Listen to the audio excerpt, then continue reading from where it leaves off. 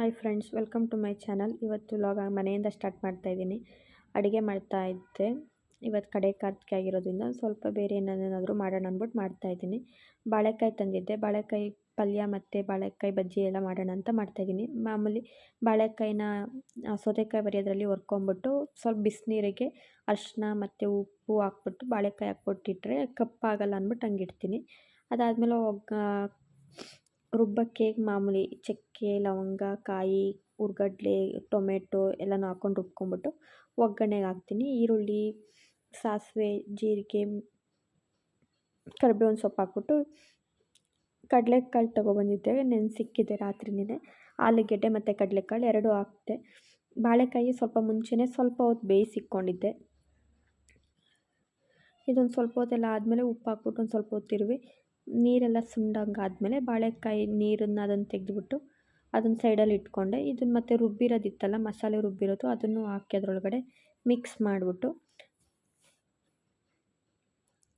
ನನ್ನ ಮಗ ಬೆಳಗ್ಗೆನೇ ಹೋದ. ಅವನಿಗೆ ಸ್ಕೂಲಿಗೆ ಕಳಿಸಿ ನಾನು ಅಡುಗೆ ಸ್ಟಾರ್ಟ್ ಮಾಡಿಬಿಟ್ಟೆ. ಚಿಕ್ಕವನು ಮಲಗಿದ್ದ ಇನ್ನು. ಅವನು ಎದ್ದರೆ ಮೇಲೆ ಅಡುಗೆ ಏನೂ ಮಾಡೋಕ್ಕೆ ಬಿಡಲ್ಲ ಅಂದ್ಬಿಟ್ಟು ಮಾಡ್ತಾಯಿದ್ದೀನಿ. ಅಂಗಡಿಗೆ ಓಡೋಷ್ಟರಲ್ಲಿ ಮಾಡಬೇಕಲ್ಲ ಅಂದ್ಬಿಟ್ಟು ಬಾಳೆಕಾಯಿ ಹಾಕ್ಬಿಟ್ಟು ಕುಕ್ಕರ್ ಮುಚ್ಚಳ ಮುಚ್ಚಿದ್ರೆ ಆಯಿತು. ಅಲ್ಲಿಗೆ ಪಲ್ಯ ರೆಡಿ ಆಯಿತು. ಮತ್ತು ಇನ್ನೊಂದು ಕಡೆ ಸಾಂಬಾರಿಗೆ ಬೇಳೆ ಬೇಯಿಸ್ಕೊಂಡಿದ್ದೆ.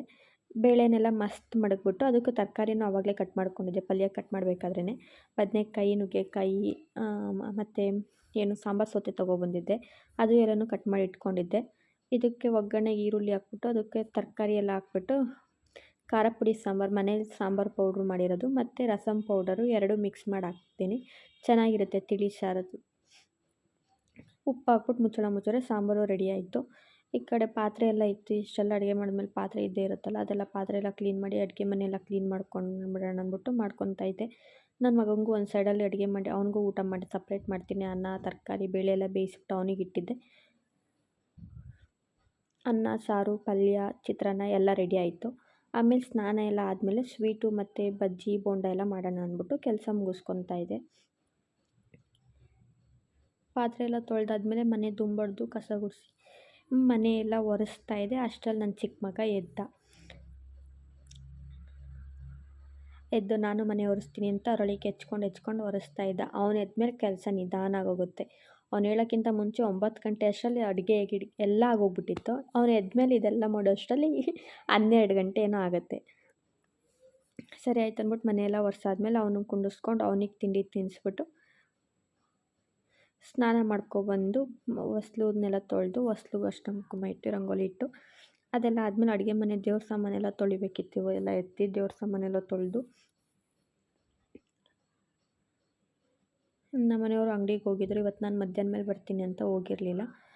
ಹಂಗಾಗಿ ಅವ್ರು ಹೋಗಿದ್ರು. ಒಂದು ಅಂಗಡಿ ಓಪನ್ ಇತ್ತು ಮಧ್ಯಾಹ್ನದಷ್ಟರಲ್ಲಿ. ಮತ್ತು ಅವ್ರು ಬರೋ ಅಷ್ಟರಲ್ಲಿ 1:30 ಅಷ್ಟರಲ್ಲಿ ಅಡುಗೆ ಮಾಡಿದ್ರೆ ಊಟ ಮಾಡಿ ಹೋಗ್ಬೋದು ಅಂಗಡಿಗೆ ಅಂದ್ಬಿಟ್ಟು ಎಲ್ಲ ಬೇಗ ಮಾಡ್ತಾಯಿದ್ದೆ. ದೇವ್ರ ಮನೆ ರೆಡಿ ಮಾಡ್ತಾಯಿದ್ದೆ. ಅವನು ಬಂದ. ನಾನು ಮಾಡ್ತೀನಿ, ನಾನು ಕುತ್ಕೊತೀನಿ ಅಂದ್ಬಿಟ್ಟು ತೊಡೆ ಮೇಲೆ ಕುತ್ಕೊಂಡು ಅದು ಇದು ಅಂತ ಎಳಿತಾನೇ ಇದ್ದ. ಸರಿ ಆಯ್ತು ಅಂದ್ಬಿಟ್ಟು ನಾನು ದೇವ್ರ ಮನೆಯೆಲ್ಲ ಕ್ಲೀನ್ ಮಾಡಿ ದೇವ್ರ ಸಾಮಾನೆಲ್ಲ ಆಗಿ ಎಲ್ಲ ರೆಡಿ ಮಾಡಿಬಿಟ್ಟು ದೀಪ ಹಚ್ಚೋಣ ಅಂತ ರೆಡಿ ಮಾಡ್ತಾಯಿದ್ದೆ. ಹೂವು ಎಲ್ಲ ಇಟ್ಟು ದೀಪ ಹಚ್ತಾಯಿದ್ದೆ. ಆಮೇಲೆ ಮತ್ತೆ ಬಜ್ಜಿ ಮತ್ತು ಅಲ್ಕಿರು ಮಾಡಿರಲಿಲ್ಲ, ಅದನ್ನು ಆಮೇಲೆ ಮಾಡೋಣ ಅಂದ್ಬಿಟ್ಟು ದೀಪ ಹಚ್ಬಿಟ್ಟು ದೀಪ ಹಚ್ಚೆಲ್ಲ ಮಾಡಿಬಿಟ್ಟು ಪಾಪುಗೆ ಸ್ವಲ್ಪ ಹಾಲು ಕುಡಿಸ್ಬಿಟ್ಟು ಮಲಗಿಸ್ಬಿಟ್ರೆ ಆಮೇಲೆ ಅದೆರಡು ಮಾಡ್ಕೊಂಬಿಡ್ಬೋದು. ನಮ್ಮ ಮನೆಯವ್ರು ಫೋನ್ ಮಾಡಿ ಬರೋ ಅಷ್ಟರಲ್ಲಿ ಅವೆರಡು ಮಾಡ್ಕೊಂಬಿಡ್ಬೋದು ಅಂತ ಇದನ್ನು ಮಾಡ್ತಾಯಿದ್ದೆ.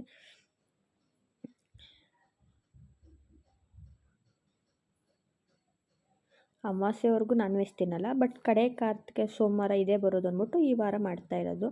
ಉಪವಾಸ ಇದು ಮಧ್ಯಾಹ್ನದವರೆಗೂ. ಒಬ್ಬೊಬ್ಬರು ಸಂಜೆವರೆಗೂ ಇರ್ತಾರೆ. ನಾನು ಮಧ್ಯಾಹ್ನದವರೆಗೂ, ಸಂಜೆ ಅಂಗಡಿಗೆಲ್ಲ ಹೋಗ್ಬೇಕಲ್ಲ ಅಂದ್ಬಿಟ್ಟು ಮಧ್ಯಾಹ್ನದವರೆಗೂ ಉಪವಾಸ ಇದ್ದು ಮಧ್ಯಾಹ್ನ ಮೇಲೆ ಉಪವಾಸ ಬಿಡ್ತೀವಿ. ನಾನು ನಮ್ಮ ಮನೆಯವ್ರು ಇಬ್ಬರು ಇರ್ತೀವಿ. ಮಕ್ಕಳು ಸ್ಕೂಲಿಗೆ ಹೋಗ್ತಾರೆ, ಅವ್ರಿಗೆಲ್ಲ ಏನಿರಲ್ಲ. ನಾವಿಬ್ಬರು ಮಾತ್ರ ಇರ್ತೀವಿ.